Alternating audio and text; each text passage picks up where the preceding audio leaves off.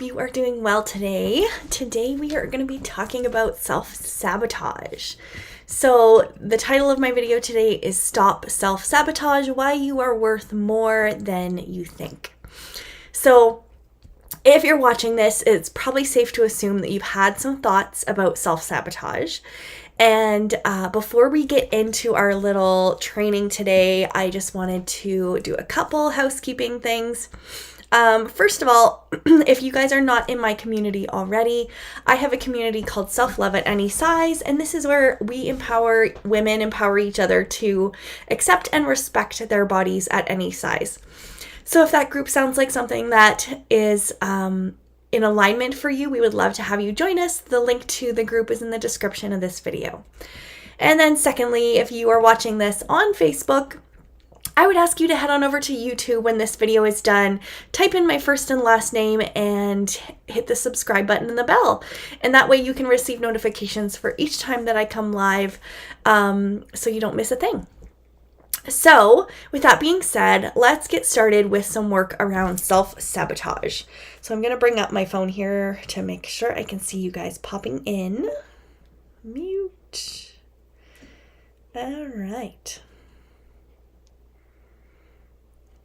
Okay. Make sure I can see you guys. Oh, there's my boys. There's Yesley. Hello, Yesley. How's it going today? So, let's get into it, you guys. So, let me know in the comments if you feel like you have some self-sabotaging behaviors. Just raise your hand. Say, me too. Anything like that. So when we talk about self-sabotage, maybe you hate your body and you can't seem to, accept your body and respect your body. Maybe you have that negative inner voice that tells you that you're not good enough, you're not smart enough, you're not pretty enough. Maybe you start things but you can never finish them. Or there's the list goes on and on the things that we actually do to ourselves and how we can self-sabotage ourselves. So whatever the case may be, self-sabotaging is really something that we all have struggled with from time to time. But why do we do it, right? And more importantly, how can we stop? Yesley says, "Oh yes." So yeah, we all struggle with it. It's it's definitely something that us as human beings we struggle with, right? So self-sabotage can take on many different forms. But at its core, it's all about negative self-talk. It's that voice inside your head that says things like, I'll never be able to accept my body.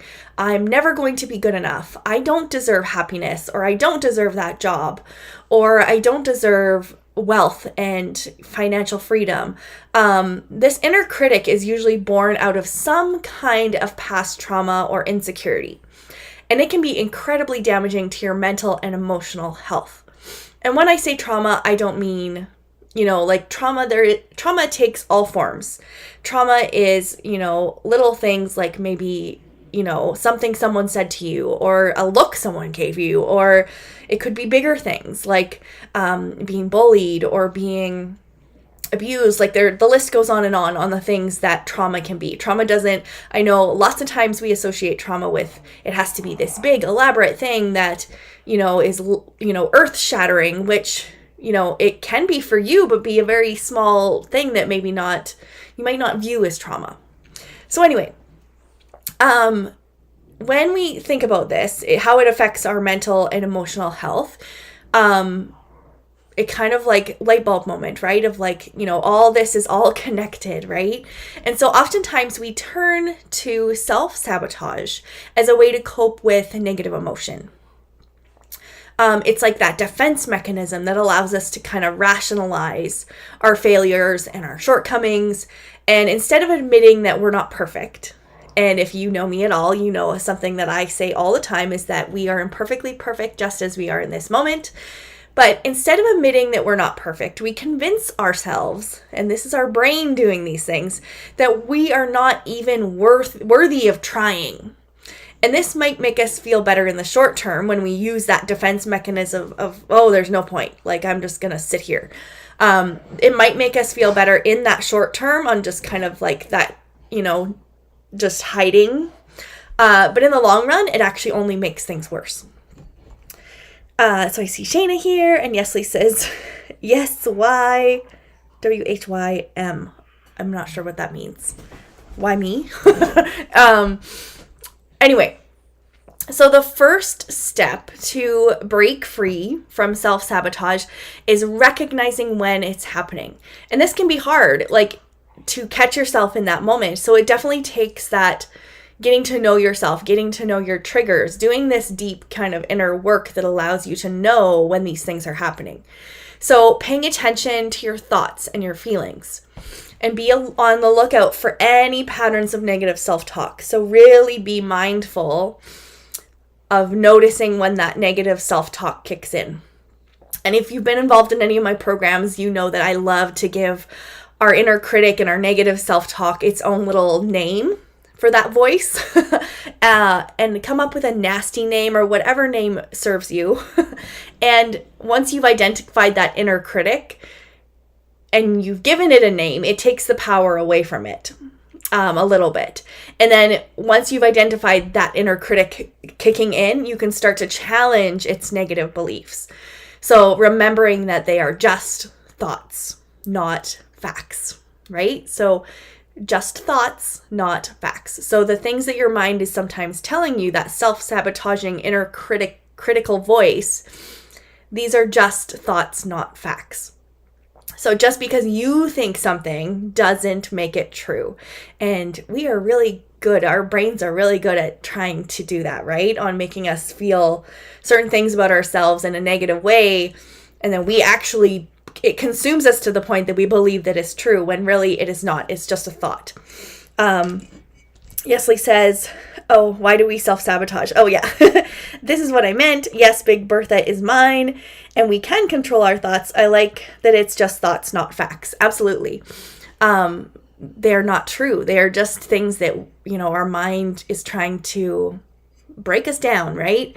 So when we can start to recognize that, it actually starts to help how we can cope with that. So the next step is to learn how to soothe yourself. So a lot of times we turn to those coping mechanisms, right? We turn to food or alcohol as a way to kind of numb our pain. But this only leads to more problems down the road. We really need to start to find healthy ways to cope with our emotions. And, there are things, we talk about this a lot in my program, but things such as, exercising, journaling, spending time with friends and family, spending time in nature, meditating, there's an endless we have endless access to these amazing tools that can help us to self-soothe ourselves. And these activities will help us feel better in the moment, but also provide some much needed relief from our inner critic. So it kind of allows you to kind of push that negative voice aside and focus on the things that can help you to soothe yourself, help you to take care of yourself, right?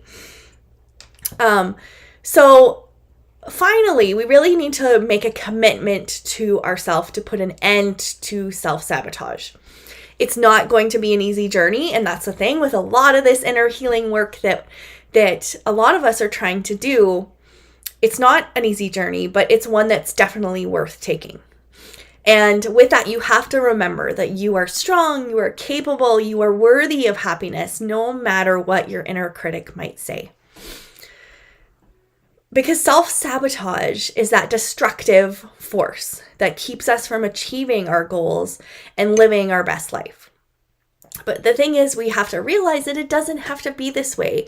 With that awareness and that mindfulness and that effort, we can really learn how to tame our inner critic and become our own biggest supporters, right? Our own cheerleaders. So please, you guys, if you are struggling with self-sabotage, don't give up on yourself just yet. You are worth more than you think. So with that being said, I have 5 strategies that are going to help you to stop the self-sabotaging behavior. So as you kind of can learn these 5 strategies, you will be able to kind of deflect and divert those natural temptations to conquer your dreams and your intentions, right? So the first one is that change is a process. It takes time. So you slowly build on something and it becomes less overwhelming, right? And you have that tendency to commit to the process more readily and easily when you can realize that it is a process. It does take time. We have to have patience with ourselves as we're doing this hard work. So that's one thing that, that's one strategy when you're starting to try and work with your kind of inner critic and your self-sabotaging behavior, that it is a process. You have to have patience and compassion. So you can do that through a lot of different things like gratitude journaling or affirmations or exercise, meditation. Like there's all these different ways that you can slowly make sure that you're giving yourself the compassion that you need during this process of trying to quiet that inner critic and get rid of those self-sabotaging behaviors. So secondly, you guys, we have to realize, and Yesley says, how can you send love to the part of you that self-sabotages? What are some things we can say?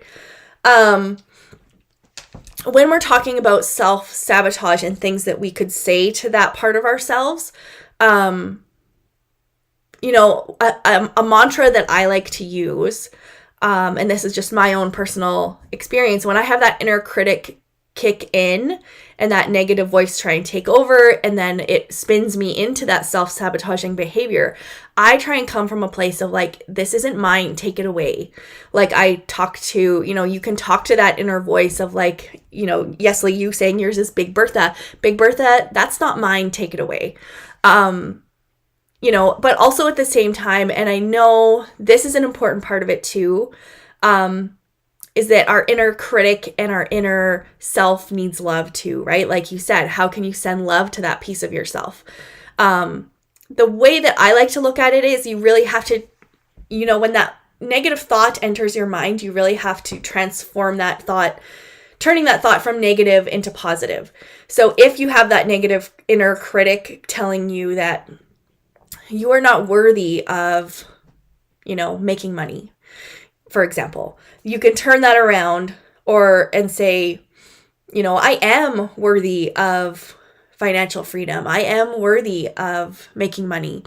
If you're talking about your body and you say, I'm not worthy of teaching yoga because I am a plus size person, I need to turn that around and say, I am an amazing yoga teacher exactly as I am in this moment. So, using affirmations, using positive self-talk, and just really transforming that voice and saying, hey, I hear you, voice, and I know you're struggling and you're hurting, but we're going to turn this into something a little more positive. And I know it's hard. And like I said, that first tip of like making sure that you show yourself compassion and grace and knowing that this takes time. Sometimes you'll be like, yeah, you're right, voice, we are stupid or whatever, right? So sometimes it does take over, and that's when we lean into the self-sabotaging behavior, right? So I hope that was helpful. So our second tip, strategy that we can use is even if we slip up, that doesn't mean that you're starting all over again. And that's something I know a lot of us are guilty of, is knowing that if we make a mistake, if we kind of don't do the thing that we wanted to do or don't think the way we wanted to think, that we have to start all over again and everything that we did is just a waste. We have to realize that it doesn't mean that you are starting all over again. You will always have many paths that you can take, right? The difference is committing to a new path versus staying in the old path, is how you know more than one route to take that can get you where you want to go, right? So that's the same thing with that inner critic voice, is sometimes that voice will take over and you may feel like you failed, but you have to just always come back to that, you know what? No, I love you, inner critic, but we are worthy. We are beautiful. Our bodies are beautiful. We are worthy of these things that we want in our life, right? So knowing that it's not starting over, it's just unlearning so much of the things that we have been, just taught to live with, or taught to just, I'm always going to be a self-sabotager. That's just who I am. It's knowing that you just have to keep getting up, keep trying again, keep having that compassion and all that stuff, right? So thirdly, our third strategy that we can do to stop self-sabotaging behavior is to write down all the ways you already think or feel that you are sabotaging yourself. So make a list on things that you know you're very aware that you do. So maybe you start things and you don't finish them. Maybe you are constantly beating yourself up on your body or your looks. Maybe you are constantly feeling like you are failing in your career, that you aren't worthy of the promotion. You aren't worthy of, becoming financially secure within your career. There's all these things that we think and feel that we know already that, yes, I am guilty of these things, right? So what we want to do is make a list of all the things that all the ways you already know that you are self-sabotaging yourself. And then what we want to do is then replace it with ways you could love yourself as a new list and have that somewhere there where you can see it. Maybe it's in your journal that you look at every day. Maybe it's going to be something you can put on your wall. And replace those self-sabotaging things with ways that you can love yourself. And that's going to really jumpstart you towards both understanding the root of your self-sabotage and the joy of what you are newly seeking, that new feeling or that new way of being, right? So Gesley says, yes, it gets easier every time. Yeah, absolutely. It's that unlearning. It takes time, right? I always love the analogy with a lot of the work that I do is thinking about how you write with your dominant hand versus how you write with your non-dominant hand. And your non-dominant hand, it's going to be messy. It's going to feel weird. You're going to want to just switch hands and write with your dominant hand. But the thing is, just like anything, if you were to continue to practice with your non-dominant hand and every time you messed up, you tried again and again, eventually you're going to be able to write really well with your non-dominant hand. So you have to think of it the same way when we're talking about anything that we're trying to reverse in our old ways of thinking, our negative ways of being. The healing that we need to do to be living our best life and being the best version of ourselves really comes down to that patience, that perseverance of that unlearning that we need to do in so many different areas of our life. So as you have your list, we move into our fourth strategy that we can use. So the fourth strategy has a lot to do with fear.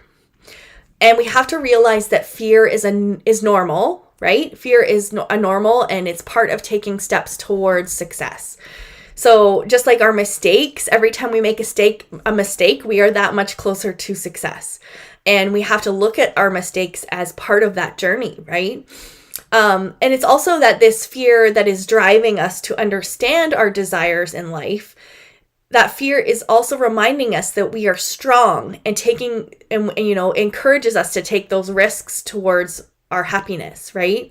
So in knowing, a lot of times we label fear as such a horrible thing that we don't ever want to experience, but, fear is that driving force that kind of allows you to understand your desires and know, I don't want to live like this. And I'm scared that I will never get over my fear of, always being this person that self-sabotages myself. We want to push past that fear and turn that fear into courage and be able to take those risks towards our happiness and be able to quiet that inner voice and actually start to see ourselves seeing things through, achieving goals, all this kind of stuff. Fear is a part of that process. And, I know my mentor, she often refers to it as the puke zone. And it is when you're approaching something that feels really uneasy and unsure about, and you have that feeling in your body of this feels like I'm scared and I need to run. But as you push through that feeling, you're on the other side of it, which is the courage of I did this and it feels so good, right? So our fifth strategy, you guys, is to not put all the pressure on yourself. And what part of that is, saying, we need to stop saying should. Should is a word that we need to X out of our vocabulary. It is your benefit to replace those words with something like could, serves, it is possible, and it's a benefit. When we look at some of our tasks in our life, for example, like conscious language is like a really cool part of all of this too, on choosing how you use your words, how you speak to your things that you're doing in your life. If you're constantly saying, I should go to the gym because it makes me feel better, we need to take that should out of it and, and turn it into, by me exercising and moving my body, that serves me to feel my best in the day, right? Or it's possible for me to get to go to yoga class tonight, and I'm really grateful for that. As you change your language and stepping away from the word should, it's really taking the pressure away from the activity. And it's going to be able to have you treating them as joys in your life, versus chores and obligations. Because when you have that conscious language of like, I get to, this serves me, this is possible, I'm going to benefit from this, then all of a sudden it brings that sense of joy to it, and it takes away that obligation. So when we're talking about those self-soothing behavior or self-soothing qualities that help us to, quiet that inner voice and that self-sabotaging behavior, making sure that you're not just saying, oh, my stupid inner critic is here and she's showed up and I feel like garbage, so I should go to the gym and that's probably going to make me feel better. We need to really transform the way we say those things, right? Because conscious language is such an important part of, nourishing that inner critic and silencing it and replacing it with that positive talk. So that is the 5 strategies to help us to start to stop self-sabotaging behavior. So I hope that was helpful for you guys. Let me know in the comments if you have any questions, if you need any clarity on anything. I'm always happy to chat about this stuff further with anyone who desires to learn more about it.